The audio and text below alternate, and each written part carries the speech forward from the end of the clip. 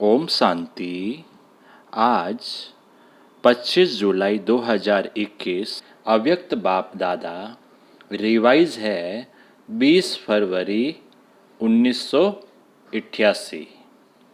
आज की मुरली का हेडिंग है तन मन की थकावट मिटाने का साधन शक्तिशाली याद। तन मन की थकावट मिटाने का साधन क्या है? शक्तिशाली याद। आज परदेसी बाप अपने अनादि देशवासी और आदि देशवासी सेवा अर्थ सभी विदेशी ऐसे बच्चों से मिलने के लिए आए हैं। बाप दादा जानते हैं कि यही मेरे सिखी लदे लाडले बच्चे हैं।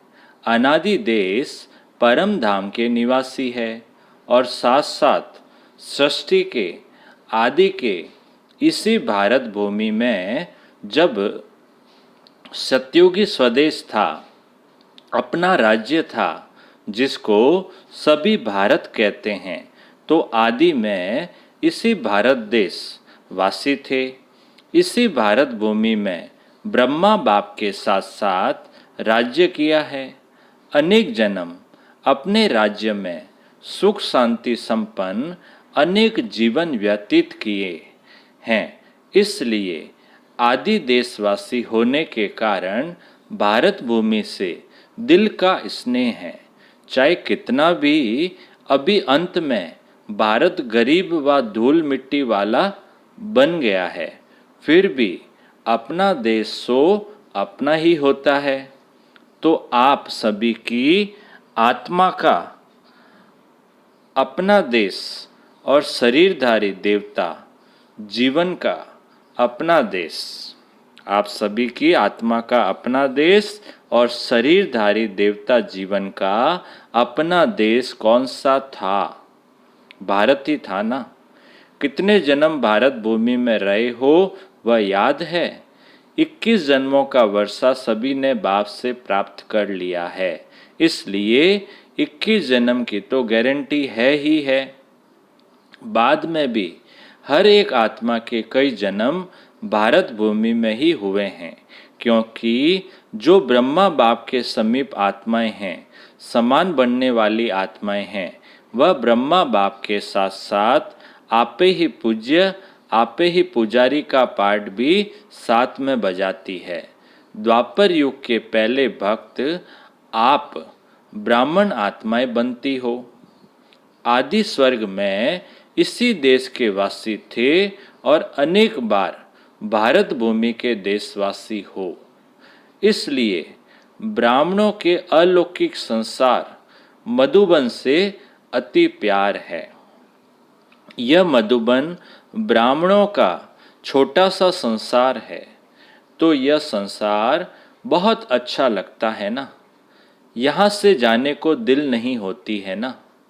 अगर अभी अभी ऑर्डर कर लें कि मधुबन निवासी बन जाओ, तो क्या होगा? तो खुश होंगे ना। वह यह संकल्प आएगा कि सेवा कौन करेगा? ऐसा आएगा संकल्प। सेवा के लिए तो जाना ही चाहिए। बाप दादा कहे बैठ जाओ, फिर भी सेवा याद आएगी।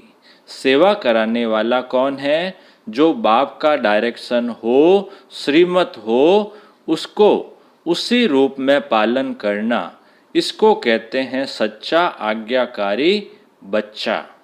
बाप दादा जानते हैं मधुबन में बैठाना है व सेवा पर भेजना है। ब्राह्मण बच्चों को हर बात में एवर रेडी रहना है। अभी अभी जो डायरेक्शन मिले उसमें एवर रेडी रहना, इसको कहते हैं एवर रेडी रहना। संकल्प मात्र भी मनमत मिक्स न हो, इसको कहते हैं श्रीमत पर चलने वाली श्रेष्ठ आत्मा। यह तो जानते हो ना कि सेवा के जिम्मेवार बाप दादा है, वह आप हैं। इस जिम्मेवारी से तो आप हल्के हो ना कि जिम्मेवारी का थोड़ा थोड़ा बोझा है। इतना बड़ा प्रोग्राम करना है, यह करना है, बोझ तो नहीं समझते हो ना। करावनहार करा रहा है। करावनहार एक ही बाप है। किसी की भी बुद्धि को टच कर विश्व सेवा का कार्य कराते रहे हैं और कराते रहेंगे। सिर्फ निमित्त बच्चों को इसलिए बनाते हैं कि जो करेगा सो पाएगा।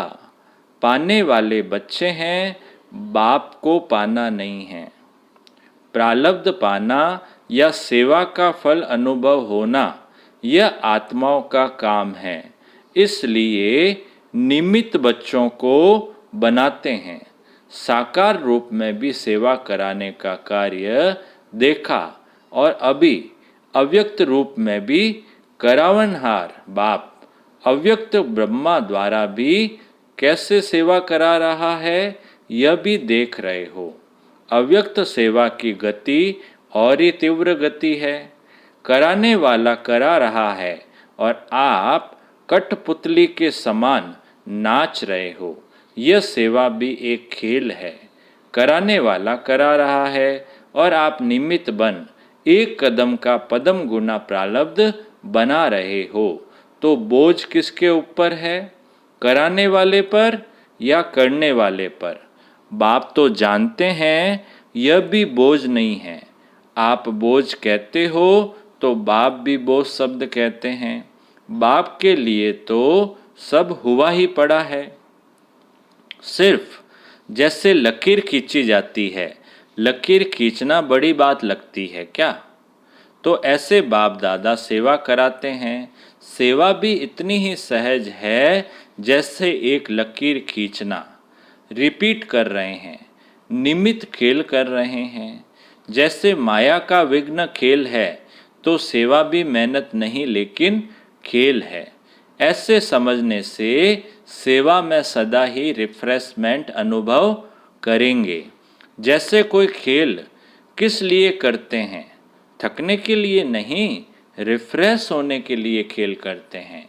चाहे कितना भी बड़ा कार्य हो, लेकिन ऐसा ही अनुभव करेंगे जैसे खेल करने से रिफ्रेश हो जाते हैं। चाहे कितना भी थकाने वाला खेल हो, लेकिन खेल समझने से थकावट नहीं होती, क्योंकि अपने दिल की रुचि से खेल किया जाता है। चाहे खेल में कितना भी हार्ड वर्क करना पड़े, लेकिन वह भी मनोरंजन लगता है, क्योंकि अपनी दिल से करते हो। और कोई लौकिक कार्य बोझ मिसल होता है, निर्वाह अर्थ करना ही पड़ेगा। ड्यूटी समझ करते हैं, इसलिए मेहनत लगती है। चाहे शारीरिक मेहनत का, चाहे बुद्धि की मेहनत का काम है, लेकिन ड्यूटी समझ करने से थकावट अनुभव करेंगे, क्योंकि वह दिल की खुशी से नहीं करते। जो अपने मन के उमंग से खुशी से कार्य किया जाता है, उसमें थकावट नहीं होती, बोझ अनुभव नहीं होता।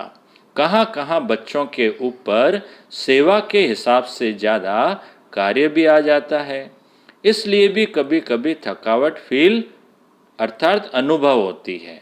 बाप दादा देखते हैं कि कई बच्चे अथक बन सेवा करने के उमंग उत्साह में भी रहते हैं, फिर भी हिम्मत रख आगे बढ़ रहे हैं। यह देख बाप दादा हर्षित भी होते हैं। फिर भी सदा बुद्धि को हल्का जरूर रखो। बाप दादा बच्चों के सब प्लान प्रोग्राम वतन में बैठे भी देखते रहते हैं। हर एक बच्चे की याद और सेवा का रिकॉर्ड बाप दादा के पास हर समय का रहता है। जैसे आपकी दुनिया में रिकॉर्ड रखने के कई साधन हैं, बाप के पास साइंस के साधनों से भी रिफाइन साधन हैं, स्वतः ही कार्य करते रहते। जैसे साइंस के साधन जो भी कार्य करते वह लाइट के आधार से करते। सूक्ष्म वतन तो है ही लाइट का, साकार वतन की लाइट के साधन फिर भी प्रकृति के साधन हैं, लेकिन अव्यक्त वतन के साधन प्रकृति के नहीं हैं और प्रकृति रूप बदलती है। सतो रजो तमो में परिवर्तन होती है। इस समय तो है ही तमोगुणी प्रकृति, इसलिए यह साधन आज चलेंगे कल नहीं चलेंगे। लेकिन अव्यक्त वतन के साधन प्रकृति से परे है, इसलिए वह परिवर्तन में नहीं आते। जब चाहो जैसे चाहो सूक्ष्म साधन सदा ही अपना कार्य करते रहते हैं। इसलिए सब बच्चों के रिकॉर्ड देखना बाप दादा के लिए बड़ी बात नहीं है। आप लोगों को तो साधनों को संभालना ही मुश्किल हो जाता है ना, तो बाप दादा याद और सेवा का दोनों ही रिकॉर्ड देखते हैं, क्योंकि दोनों का बैलेंस एक्स्ट्रा ब्लेसिंग दिलाता है। जैसे सेवा के लिए समय निकालते हो तो उसमें कभी नियम से भी ज़्यादा लगा देते हो। सेवा में समय लगाना बहुत अच्छी बात है और सेवा का बल भी मिलता है। सेवा में बिजी होने के कारण छोटी छोटी बातों से बच भी जाते हो। बाप दादा बच्चों की सेवा पर बहुत खुश है, हिम्मत पर बलिहार जाते हैं। लेकिन जो सेवा याद में, उन्नति में थोड़ा भी रुकावट करने के निमित्त होती है, तो ऐसी सेवा के समय को कम करना चाहिए। जैसे रात्रि को जागते हो, 12 व 1 बजा देते हो तो अमृत वेला फ्रेश नहीं होगा। बैठते भी हो तो नियम प्रमाण, और अमृत वेला शक्तिशाली नहीं तो सारे दिन की याद और सेवा में अंतर पड़ जाता है। मानो सेवा के प्लान बनाने में व सेवा को प्रैक्टिकल लाने में समय भी लगता है। तो रात के समय को कट करके 12 के बदले 11 बजे सो जाओ। वही 1 घंटा जो कम किया और शरीर को रेस्ट दी तो अमृत वेला अच्छा रहेगा। बुद्धि भी फ्रेश रहेगी। नहीं तो दिल खाती है कि सेवा तो कर रहे हैं लेकिन याद का चार्ट जितना होना चाहिए उतना नहीं है। जो संकल्प दिल में व मन में बार बार आता है कि यह ऐसा होना चाहिए लेकिन हो नहीं रहा है, तो उस संकल्प के कारण बुद्धि भी फ्रेश नहीं होती। और बुद्धि अगर फ्रेश है तो फ्रेश बुद्धि से 2-3 घंटे का काम 1 घंटे में पूरा कर सकते हो। थकी हुई बुद्धि में टाइम ज़्यादा लग जाता है, यह अनुभव है ना। और जितनी फ्रेश बुद्धि रहती है, शरीर के हिसाब से भी फ्रेश और आत्मिक उन्नति के रूप में भी फ्रेश, डबल फ्रेशनेस ताजगी रहती तो 1 घंटे का कार्य आधे घंटे में कर लेंगे। इसलिए सदैव अपनी दिनचर्या में फ्रेश बुद्धि रहने का अटेंशन रखो। ज़्यादा सोने की भी आदत न हो, लेकिन जो आवश्यक समय शरीर के हिसाब से चाहिए उसका अटेंशन रखो। कभी कभी कोई सेवा का चांस होता है, 2 मास में 2-4 बार देरी हो गई, वह दूसरी बात है। लेकिन अगर नियमित रूप से शरीर थका हुआ होगा तो याद में फर्क पड़ेगा। जैसे सेवा का प्रोग्राम बनाते हो, 4 घंटे का समय निकालना है तो निकाल लेते हो, ऐसे याद का भी समय निश्चित निकालना ही है। इसको भी आवश्यक समझ इस विधि से अपना प्रोग्राम बनाओ।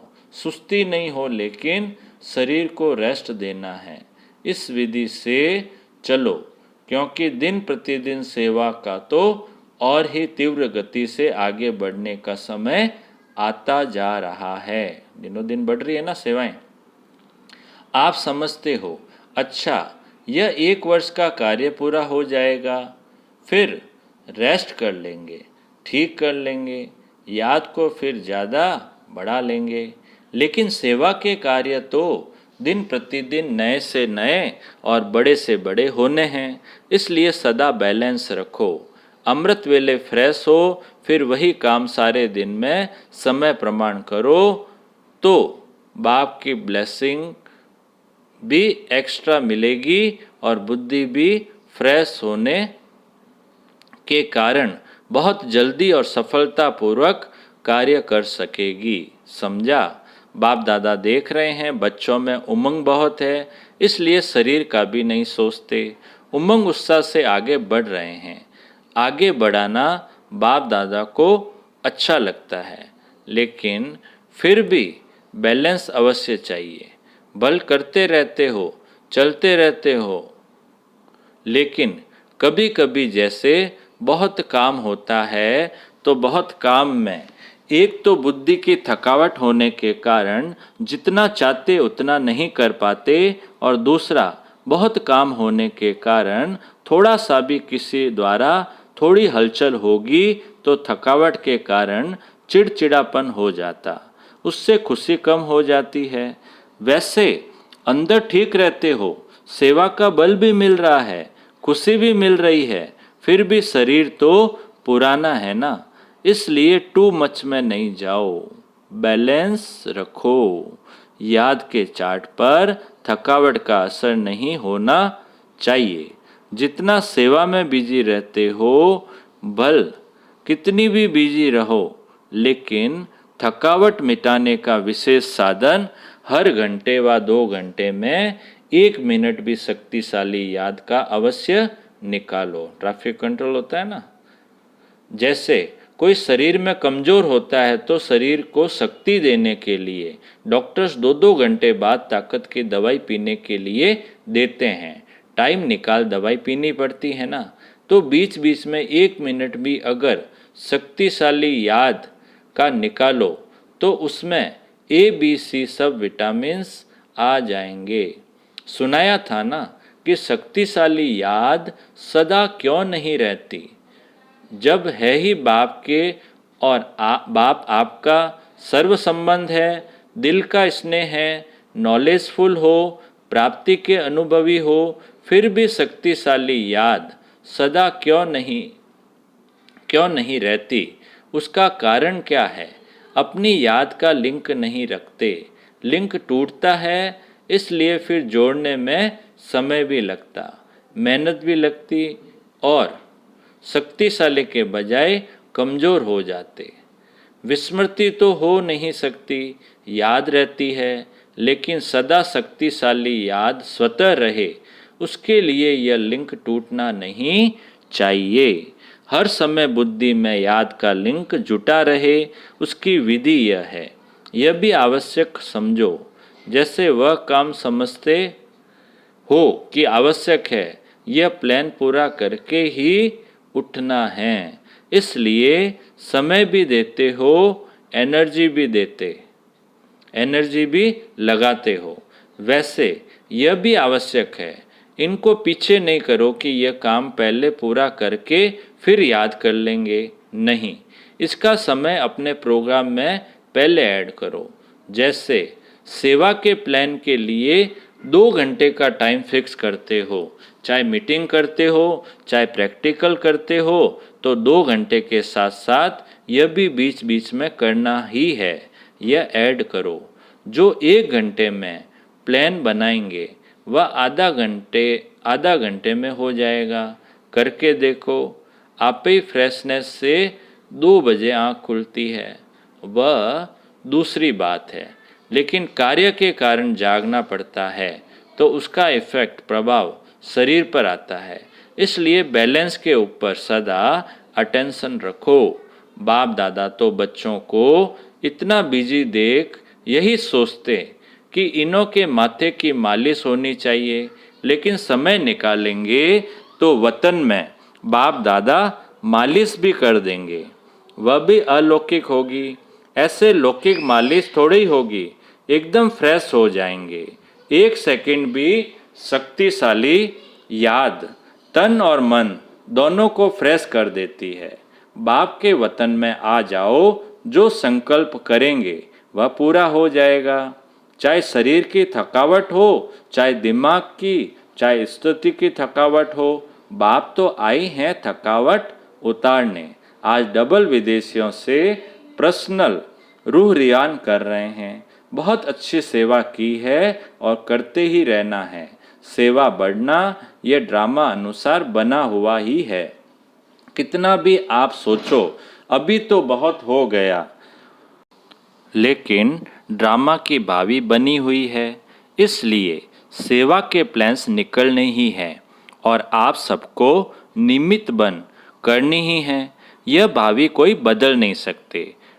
बाप चाहे 1 वर्ष सेवा से रेस्ट दे देवें, नहीं बदल सकता। सेवा से फ्री हो बैठ सकेंगे।